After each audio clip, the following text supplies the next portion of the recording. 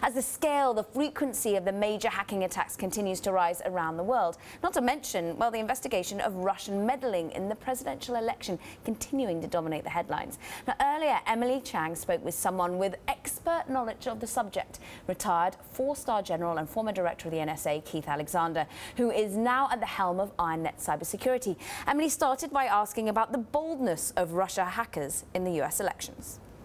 What it points out is not just that it's blatant, but that we're not prepared to defend. So if you left a bag of money on a park bench and then you're surprised that somebody stole it, you'd say, well, secure your money. And where I think that gets us to is secure your network. We shouldn't be pummeled with these. We've got to make these changes in cybersecurity. And it's important to point out that it can't be done by industry itself. It has to be an industry-government partnership. And I think, I think this is an area that the Trump administration has taken on. And I think it's important that government and industry work together for a defensive architecture that can block these kinds of things in the future. So actually, whether they're blatant or not, we shouldn't be faced with them. We shouldn't have people that are losing intellectual property to low-profile hackers and things like we're seeing. So what's your impression of whether or not the Trump administration is really taking these threats seriously enough? I think on cybersecurity, I've met twice with the president. Both meetings have been great on cybersecurity. He's asked all the right questions. He's pointed to his administration officials to help. And his comment to industry and to the government, what do you need from me? Exactly what we'd want him to do. So I think he takes it serious. He understands the threat. He's got Tom Bossert as a lead. He's amazing, and Rob Joyce. And I think what they're doing is trying to put this in the right place. So I am optimistic that the government will move forward. I think we in industry, we need that. There's so much you can do as a cybersecurity company, but for sectors in the nation, it takes the government to weigh in. I think we can get there. Think of it as an air defense network over our country. If we had everybody defending each state with their own air defense system or each company with their own air defense system, that wouldn't be a viable defensive infrastructure.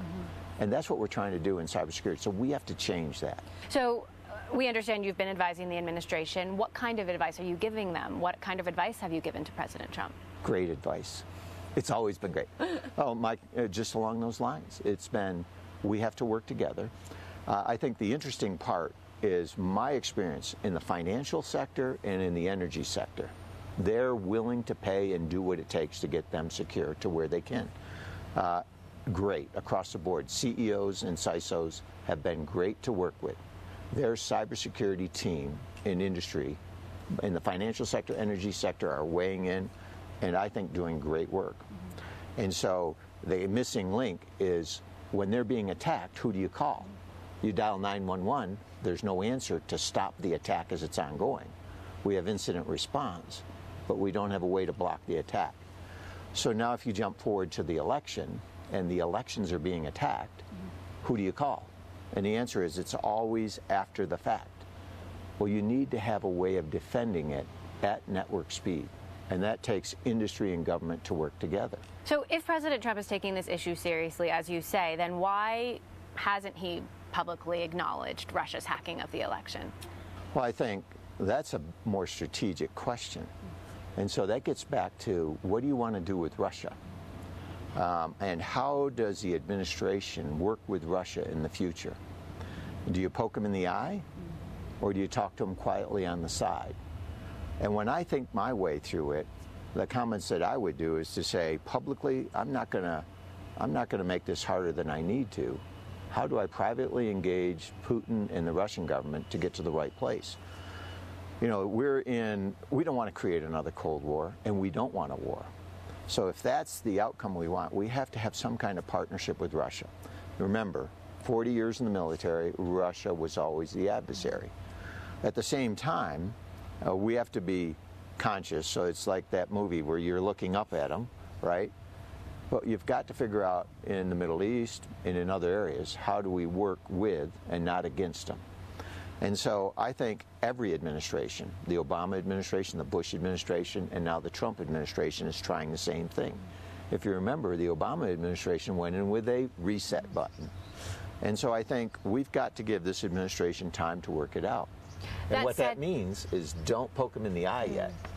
That said, you've got all the U.S. intelligence agencies saying this happened, and it seems like President Trump is at odds with his own intelligence agencies. Well, I think really what he's doing is giving himself the ability to deal. And, you know, it comes from, I think, when you're a CEO and you want to have a strategic deal, you let your people do certain sets of things and you leave yourself enough room to negotiate. Now, I don't know specifically on these. I haven't asked on the Russia stuff, so I'm giving you my best thoughts. But my experience in dealing with him on the cybersecurity is he's very thoughtful. I thought he was well read. He knew all the facts. It wasn't like he was coming up to speed and didn't know it. He had read everything, as you would see a CEO doing it. And I expect on Russia he's doing the same thing. And the question for our country, I think that we've got to ask strategically, is where do we want to be with Russia and China?